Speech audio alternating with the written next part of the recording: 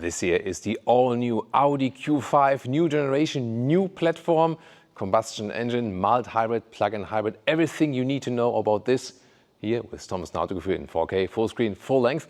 And we start here with our ultra blue Q5. This is here the SQ5, the performance model that will come again.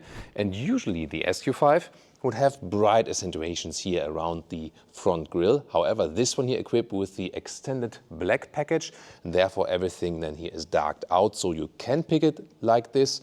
Also then here with the darkened out Audi rings, but you do not have to do that. In general, the new Q5 generation is more aerodynamic, so small optimizations here and there, even in the underfloor and so on and so on, and supposed to bring you more efficiency. Soon more to that when we talk about the engines under the hood. New light technology, here this then the optional matrix LED. You have LED, LED Plus, and then the matrix LED as the top trim. You can pick individual light signatures, for example, and you also have these turning cascading indicators, cascading turning indicators. That's the way. This is the way. And then towards the side profile, slightly increase in length, like 3.5 centimeters or 1/2 inches in comparison to the predecessor. This here now 4.72 meters or 186 inches. Wheels from 17 to 21 inch, and these are indeed the biggest one available. Wow, this looks really stunning, doesn't it? In this case also here with the red brake calipers as a contrast for the SQ5. And you can see it has this typical SUV shape, strong shoulder area or hip area, and it will also be again available as the Q5 or SQ5 Sportback, where it's a little bit cut off then here in this area. This is to come a little bit later. The SUV version will launch first. You can also see here the wheel arches are painted in vehicle color like this. And then in this case then you have with the SQ5 here this high gloss black insert then at the side together with the black package, of course. As I said, usually it would look a little bit more brighter, contrastish, but this is then this more sinister look. Suspension wise, you get a fixed base suspension, a fixed sports suspension. However, they already have a passive dampening with the frequency adaptive dampers. That means depending on the amplitude, like a strong or like a, we have a wave or you have cobblestones, it basically has a wider span of comfort and sportiness, but in a passive way. You cannot adjust it actively. However, you can still do that if you go for the optional air suspension, which we also have equipped here with our SQ5 here today. And that one then, when you select the sport mode, it gets stiffer, comfort mode gets softer and so on.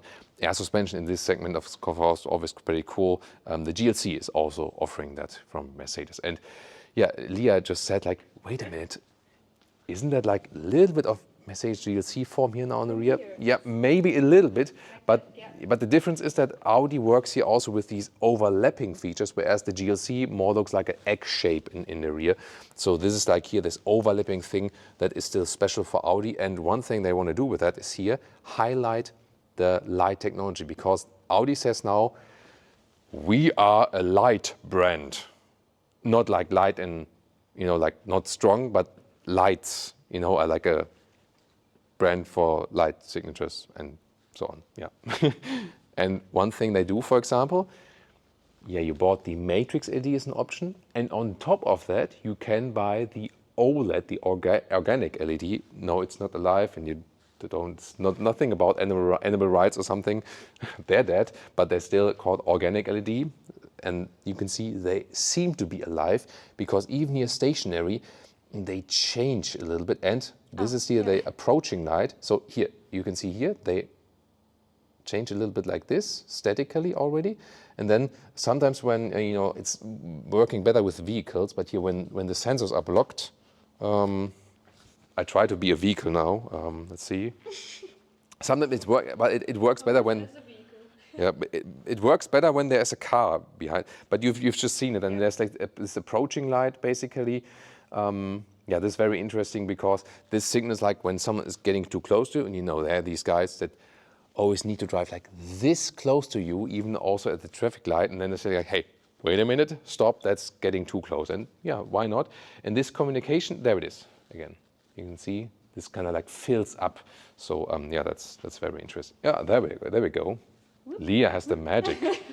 And even more interesting, look at that. This is the normal rear braking light here on the top. but underneath there is a new projection light, and you can see that when I'm now getting inside and hit the brake. So there we go. So now look at that. So you have the normal rear braking light, and then this additional projection that looks really fancy, doesn't it? And it is projected in the windscreen, but when you look at it from the lower part, you can also see where it is actually coming from. So yeah, great filming by Leah as well. So this is a very interesting light idea, and also when we hit the turning indicators, you can see this cascading form once again. And just checking, is this also like this? There is this triangle. So this is an additional warning. This is also something they want to introduce here with the new light technology and so on. So say like, hey, warning for everyone behind you. For example, also when you do an emergency braking, this could also be something that could be used. So yeah, very interesting ideas. And I mean, I'm really a fan of this projection. Could we see that very well? What was it good? Yeah. It's, pretty cool ideas, definitely. I mean, these are not features that are a must-have. They are a can-have, but I have to say, why not? What do you think? And yeah, it's the SQ5, the 3-liter V6, and there we can also see the massive exhaust. They look pretty cool, don't they? Left and right. 1, 2, 3, 4, 5. Yeah, sorry. I mean, with all the details and so on, sometimes counting goes wrong. 1, 2, 3, 4. That's it. A fifth one, I don't know. Maybe in the middle. Mehr in der Täuschung.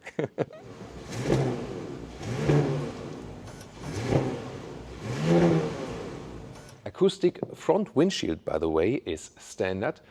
Option, you can also get acoustic side windows for better NVH comfort. However, acoustic side windows in the rear are not available.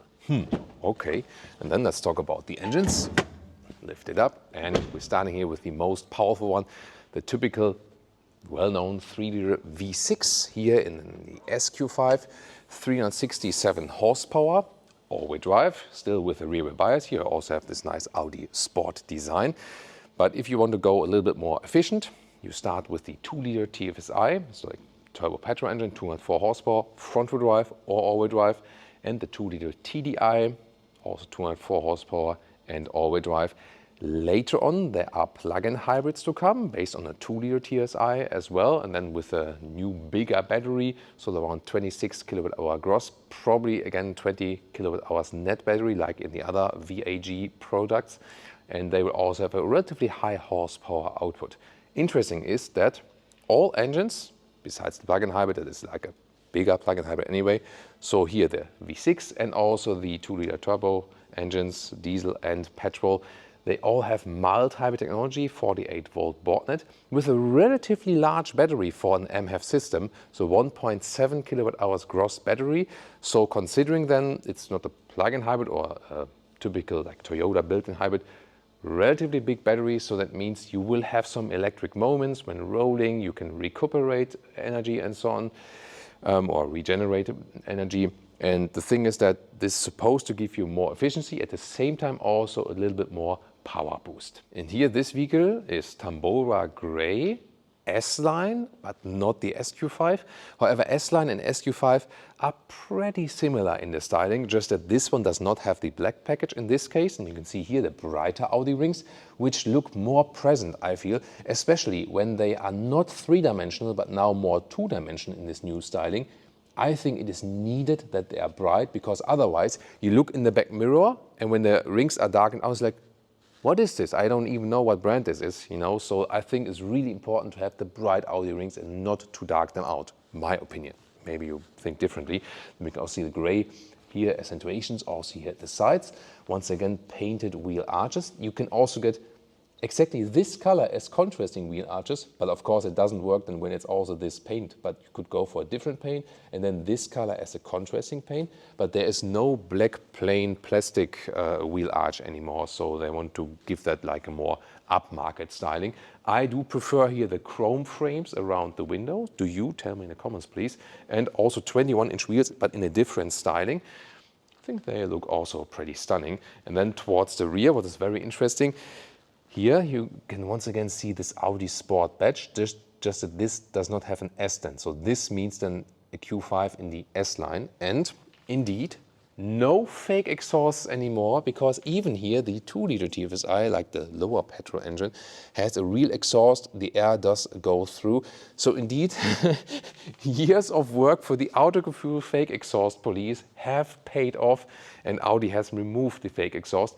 It was such an interesting story behind it, because with the Q5 facelift that was introduced a couple of years ago, they actually improved the fake exhaust and made them, you know, like an edge inside, that they look more real as a fake. And then, you know, obviously all the customers and so on, and also we thought that's too much, and Audi realized that, got our feedback also from you in our comment section, and said, okay, we go for the real exhaust stuff again. And yeah, you can buy our merch now. This is like the 4K Let's Go t-shirt. You can get this one now. It's out now in our shop. It's under the video and also linked in the pinned comment video description. And of course, we still have our famous fake exhaust police t-shirt. You can get this too. And Leah discovered a very nice feature here with these wheel caps. Look at that. You can actually turn them, and then they return to the original stage again. That's nice. Yeah, a little bit Rolls-Royce styling. What about that? Onto the interior, matte. Black key, I like it actually, light, but still feels classy. Door closing sound. That's nice. Also check out the rear. Also pretty good, so I like that. Then inside of the doors, and we'll give you 2 different interiors very soon. Here, this is like somewhat soft touch, not super hard, but also not very soft. Then in this case here, with this trim, we have the microfiber on the inside. This complaining the key is not in the vehicle now. And what I like here, the matte black, so no high gloss black or something. This looks actually quite fancy. Here, this control of the seat memory function, and also light that went on the inside of the doors. This has pro and con. I'm soon going to show you why. Inside of the door is, however, not covered with felt or something. There's just a rubber pad on the lower ground. And then you can see S-line. So we have an S-line entry badge. And also the steering wheel, but this is also pretty similar then to the real S model. And we have this new curved panoramic screen. We already know it from the Audi Q6 e-tron, and this has been basically carried over. Soon more to that. Interesting also here, this decor element, different ones are available.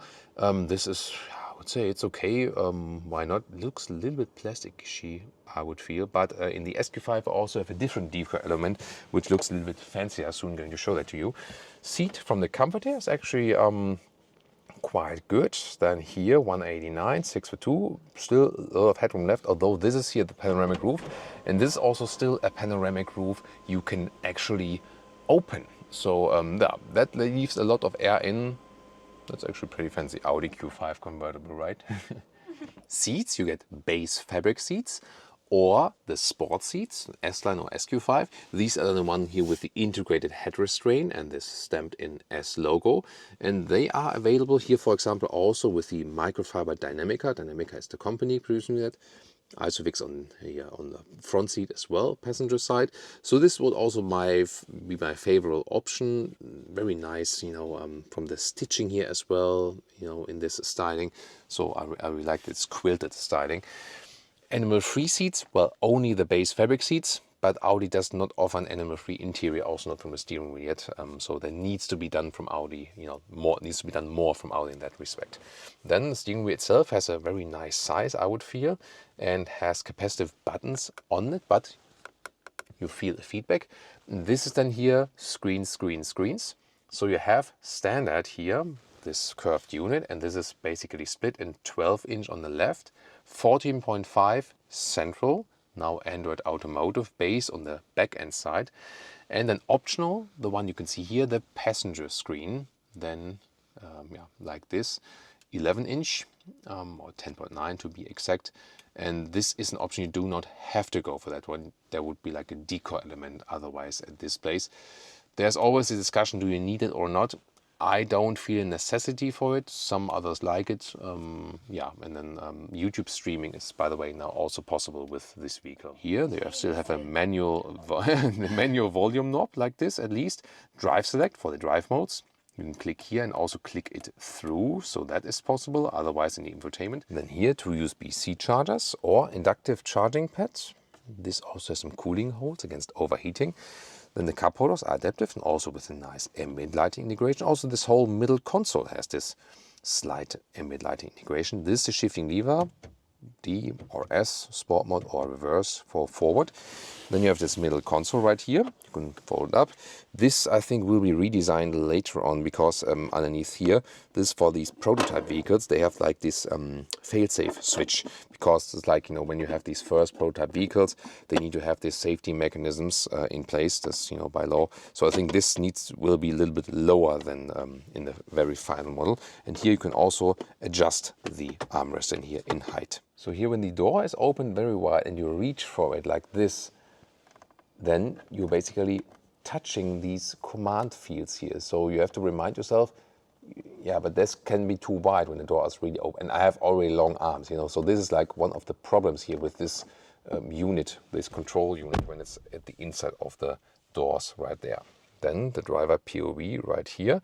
Once again, 2-dimensional Audi rings. Here you can adjust, for example, the view in the digital instruments. They are very clear to read, so that's actually fine. And yeah, like the layout we know from the Q6 e-tron recently. And you also get a head-up display like this. And there we also once again see our SQ5, where we soon get over once more. And then when you look to the right, you have this new large infotainment system, the largest that is available with Audi at this moment. Here you can also pick the individual driving modes, for example, and you can see the air suspension also adjusts to that. So a completely new view here to everything. This is then here this standard main menu like this. Climate unit is in the lower part. You click it here, for example. My fingers are not particularly short, but then here, what am I supposed to do with the rest of my hand? Then like do like this or like that? So I mean, there needs to be space to, you know, like to make a finger. And you see what I mean? This is a huge design issue. Am I supposed to rest my hand like this and then do like that? And then you don't, I don't know. So this is to me a big design fail here in the interior. Rear seats here, the door doesn't open too wide for installing child seats and so on. Then the door on the inside, yeah, somewhat soft touch on the top part, not too soft though. Then here also have the microfiber inserts here, and this very trim. That's actually quite cool. And yeah, I like this, you know, more matte effect here. That's not all high gloss black, so I would favor this trim. No covering at the inside of the doors though, just a small rubber pad at the very lower bottom. Then also then the microfiber inserts here in this trim, also on the seats in the rear. And Isofix on the outsides each, and this is here the lever to control the back part of the seat. So you can have different positions than here. And let's see about the space. So behind the seats as I would be driving, you see you can use this recess here. It is close as for the legroom. Yeah, it does fit, but barely, I would say. And headroom with 189s, 6'2". Here with the panoramic roof, also barely fits, so it's not too much space in the rear. You can move this bench, by the way, so that's possible here front and back, so you can get a little more trunk space by that, for example. And as I said here, you can also move the inclination like this or more backward. The comfort itself on the back seats is actually fine, just yeah, that it's not too much space. In the middle part you can also sit, yeah, but it's definitely stiffer than here. Usually you have the outside seats then for most comfort. Then you can slide this down here, and they're adaptive cup holders. That's actually quite nice. So like this, and you can also press the button here and then use this one here as a single ski hatch to load things through. Then you have here 2 USB-C chargers in the top, and here also a separate climate unit for the rear. Then to the trunk or the boot or the Kofferraum, then we have all the different languages. Kofferraum, listen and repeat. Kofferraum is like luggage room would be the direct translation German to English. Kofferraum it is. Some German lessons always here. Then here we can see is approximately a meter or 40 inches in width, and yeah, a little bit less than a meter or 40 inches in length. And the height here is about 74 centimeters or 29 inches. And I have already removed here this shelf on the top part, which is very interesting. I'm soon going to show that to you here. for example, we can deploy the towing hook underneath, then it comes out. There we go. Then 2 tons for the front-wheel drive version, 2.4 tons for all all-wheel drive versions, like here also the SQ5. If you have the air suspension, you can also here lower the vehicle in the rear a little bit for easier loading in and out. This step here has become a little bit less than before, actually. Did I say 520 liters already? So it's 520 liters in total. But they still wanted to keep a little bit of a step that, you know, when you accelerate hard, like here with the SQ5, and then maybe after it opened the trunk, like nothing is falling towards you or something. That was the reason behind it. And now to this parcel shelf, which is really interesting because you can hide it underneath. It's a great idea. So here you can put this one up, and there it is. You can store it there. So you need to remove this part here. This is not the most beautiful thing then. And then it's like here, I need to push it a little bit like this here. And then you put it here in first, and then you push it on the other side a little bit. So because you know that these things, they maybe fly around in the garage or something, but by that you can always take it with you. It's cleverly and cleanly stored. There we go. Wasn't too bad. So this, by the way, like some charging equipment here for the studio, that the battery doesn't get empty when the lights are running all time. So this is not standard equipment in this case. Yeah, what is standard equipment with the modern Audi? Hardly anything. That's the thing. That's also the thing why people tend to buy Teslas now, because they say, hey, I just pay one price and have everything included and don't have to owe like 3,000 years in the configurator. However, what Audi is doing, that they try to make it a little bit more simplified and do more like packages instead of like all single individual options. So more going in the like US market strategy and so on. So then here we can also install it, like, slide in there and then press it like this. And there we go. And then we have our classic slider here, the classic cover. There we go. And we can also fold the seats left and right. Yeah, for that it would have been better when it's still out. Sorry for that. But I think you can still very well see it. Then you have to go through, and then you can push it down to fix it really. Yeah, that doesn't really work yet because of the front seat. But you can fix it here on the lower part, and then you have to unfix it again, unlock it again to put it up. And the complete length would be 1.75 m or 69 inches. And this is here our SQ5 interior, with the only difference that, yeah, the ambient lighting has a different color, but you can individualize that here, this light bar and so on. Well, the only real difference is here, the different deco element, but you can also choose that. In this case here, it's like an open cell carbon fiber, I would say. So this does not have this typical covering, this high gloss covering. You can really feel the carbon fiber, and I think that's actually a little bit cooler. But yeah, you can switch deco elements and ambient lighting colors anyway, so I really have to say that S-line and SQ5 interior are more or less the same. Tell me, what do you think about the all-new Audi Q5? And the big question will be, of course, how does it rate to the competitors, either the Mercedes GLC or also the recently revealed BMW X3?